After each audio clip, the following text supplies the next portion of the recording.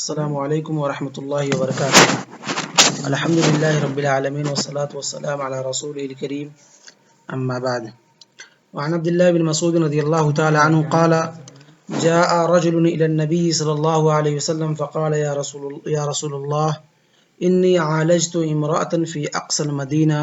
وانی اصبت منها ما دون ان امصها فانا هذا فاقضي في ما شئت۔ فقال له عمر لقد سترك الله لو سترت على نفسك قال ولم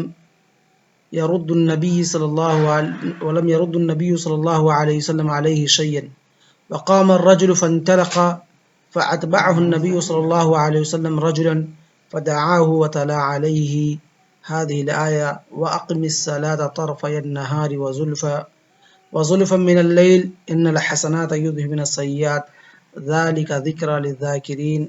فقال رجل من القوم يا نبي الله هذا له خاصة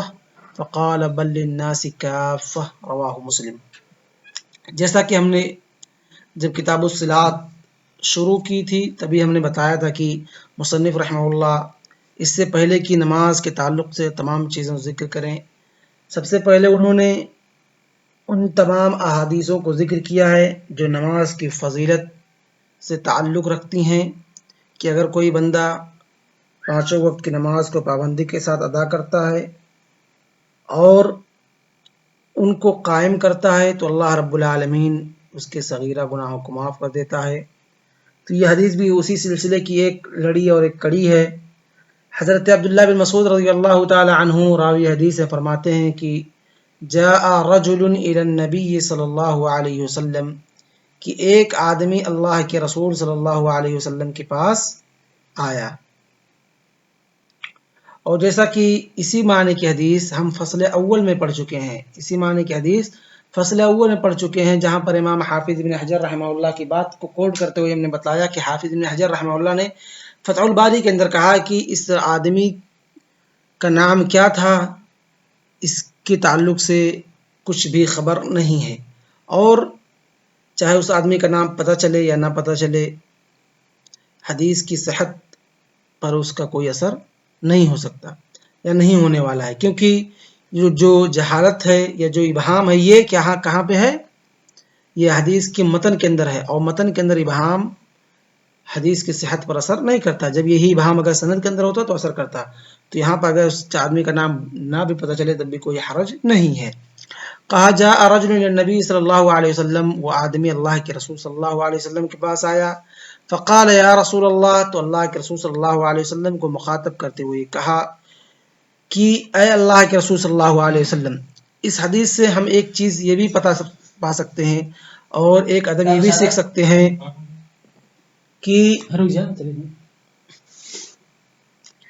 کہ اگر انسان کے پاس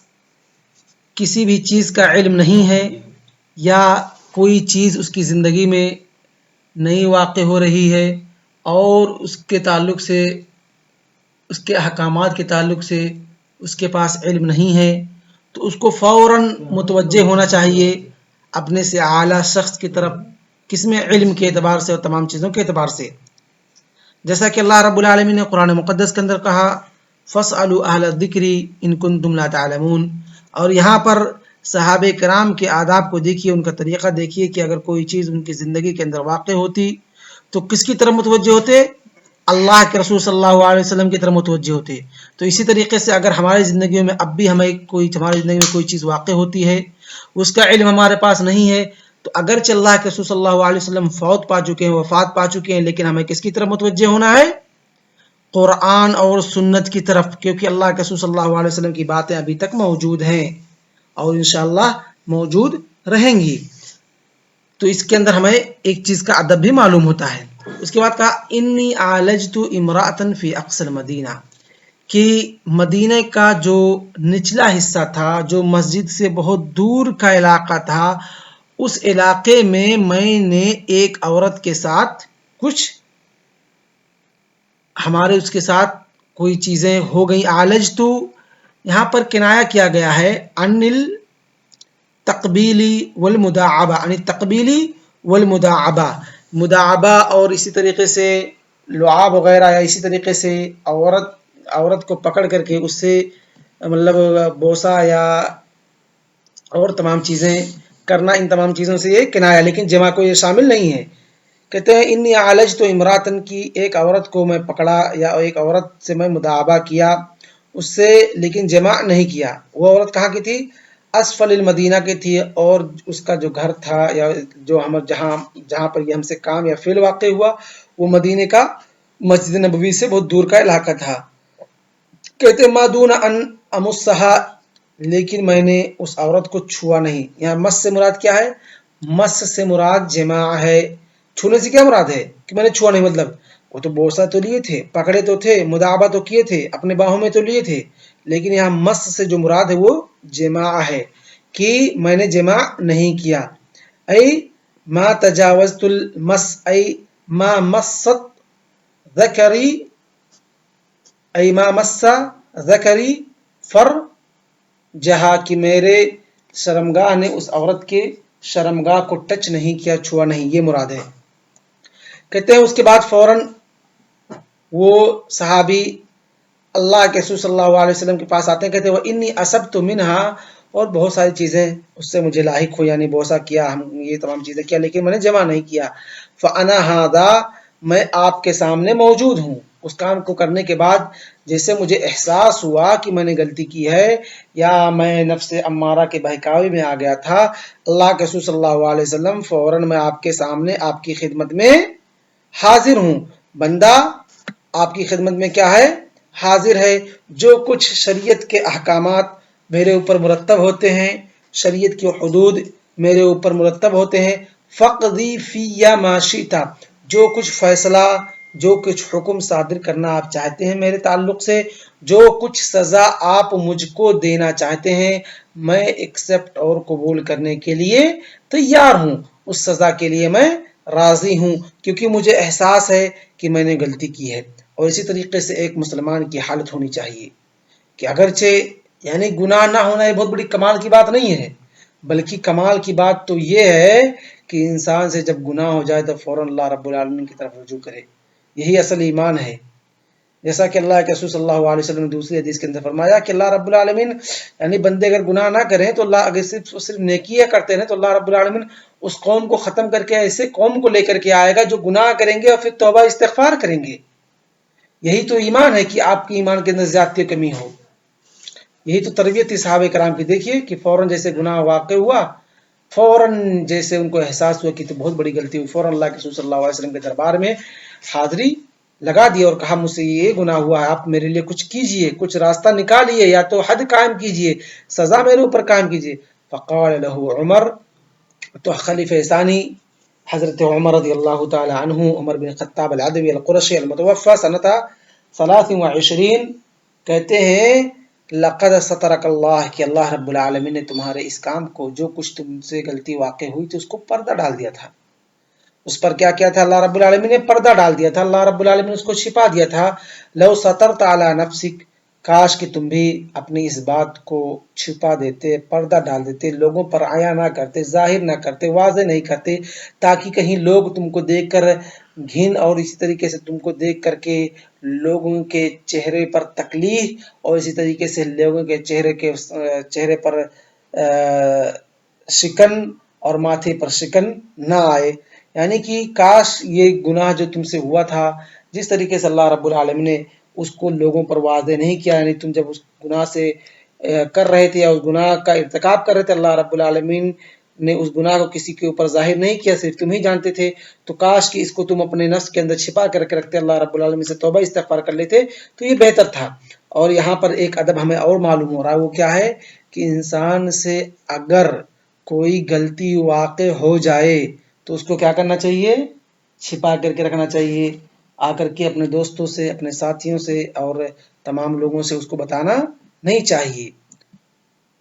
اس کو بتانا نہیں چاہیے۔ تو اس کے بعد اللہ کے رسول صلی اللہ علیہ وسلم اس کے بعد فرماتے ہیں قال ولم يرد النبی صلی اللہ علیہ وسلم علیہ شیئا، کہ جب اس نے یہ بات کی تو اللہ کے رسول صلی اللہ علیہ وسلم خاموشی سن رہے تھے، کچھ بھی جواب نہیں دیا، کیونکہ اللہ کے رسول صلی اللہ علیہ وسلم کہا تھے کان ينتظر الوحی، ماذا کان نبی صلی اللہ علیہ وسلم يفعل، أن النبي صلى الله عليه وسلم كان ينتظر الوحي لأنه لا يعرف حكم هذا، يعني هل يقام عليه الحد أم هذا يرجم أو هذا ينفى أو يغرب لعام، ماذا يفعل معه بسبب هذا الذنب. فأن النبي صلى الله عليه وسلم كان في انتظار الوحي فنزل الوحي، فلما انفتل وفلما رجع هذا الرجل أن النبي صلى الله عليه وسلم أرسل رجلا حتى يدعوه ويأتي به إلى النبي صلى الله عليه وسلم. قال فأتبعه النبي صلى الله عليه وسلم رجلا، کہ اللہ کے رسول صلی اللہ علیہ وسلم نے اس کی اتباع میں اس کے ڈھونڈنے کے لیے، جب وہ آدمی کھڑا ہو کے چلا گیا تو اس کو تلاش کرنے کے لیے ایک آدمی کو بھیجا، کہا جا کے اس کو بلا کر کے لاؤ، پکڑ کے لاؤ. کہاں چلا گیا بندہ جو بھی سوال کر رہا تھا، بتا رہا تھا؟ تو ایک آدمی گیا، اس آدمی کو بلا کر کے لایا. تو اللہ کے رسول صلی اللہ علیہ وسلم نے قرآن مقدس کی اس آیت کی تلاوت کی، وَأَقِمِ الصَّلَاةَ طَرَفَيَ النَّهَارِ وَزُلْفًا مِّنَ اللَّيْلِ، کہ لوگوں نماز کو قائم کرو. طرفِ النہاری دن کے دو حصے، ایک فجر کا وقت، دوسرا ظہر اور عصر کا وقت، اور اسی طریقے سے زلفن مغرب اور عشاء کا وقت، یعنی پانچوں وقت کا نماز قائم کرو. ان الحسنات یذہبن السیئات، اور جو آپ نیکیاں کریں گے، نماز پڑھیں گے، اسی طریقے سے تمام دینی کام کریں گے، بھلائی کے کام، خیرات کے کام کریں گے، تو وہ نیکیاں کیا ہوں گی؟ جو آپ کے روزانہ کی نیکیاں ہوتی ہیں، ان کی وجہ سے جو روزمرہ کی زندگی میں آپ سے گناہ سرزد صغیر گناہ صغیرہ آپ سے ہوتی رہتی ہیں، ان تمام چیزوں کو اللہ رب العالمین کیا ہے؟ معاف کر دے گا. اور یہ گناہ، یہ نیکیاں جو روزانہ آپ کرتے ہیں، نماز پڑھتے ہیں، قرآن کی تلاوت کرتے ہیں، تسبیح و تذکیر کرتے ہیں، تحمید و تحلیل کرتے ہیں، یہ تمام چیزیں آپ کی کیا ہیں؟ نیکیاں گناہوں کو ختم کر دینے والی ہیں. فقام الرجل من القوم، تو مجلس میں سے ایک آدمی کھڑا ہو، کہا اللہ کے رسول صلی اللہ علیہ وسلم کیا یہ واقعہ، یہ آیت اسی بندے کے ساتھ خاص ہے یا تمام لوگوں کے لیے عام ہے؟ تو اللہ کے رسول صلی اللہ علیہ وسلم نے کہا بل للناس کافہ، تمام لوگوں کے لیے ہے. تو گویا کہ یہ حدیث بھی اس بات پر دلالت کرتی ہے کہ اگر کوئی بندہ نماز کو قائم کرتا ہے اور نماز کے قائم کرنے کے ساتھ ساتھ اگر اس سے کوئی گناہ صغیرہ ہو جاتا ہے یا گناہ صغیرہ کا مرتکب ہو جاتا ہے، تو اللہ رب العالمین اس کی گناہ صغیرہ کو اس کی نماز کی پابندی کی وجہ سے، نماز کو قائم کرنے کی وجہ سے معاف کر دیتا ہے. تو ہم کو چاہیے کہ اگر ہمارے صغیرہ گناہ ہے اور کبیرہ صغیرہ گناہ معاف ہوتی رہیں تو ہم نماز کو قائم کریں، اور نماز کی یہ فضیلت ہے. تو آج کا درس ہم اسی پر اکتفا کرتے ہیں. صلی اللہ علیہ نبینا محمد وعلی آلہ وصحبہ اجمعین. السلام علیکم ورحمۃ اللہ وبرکاتہ.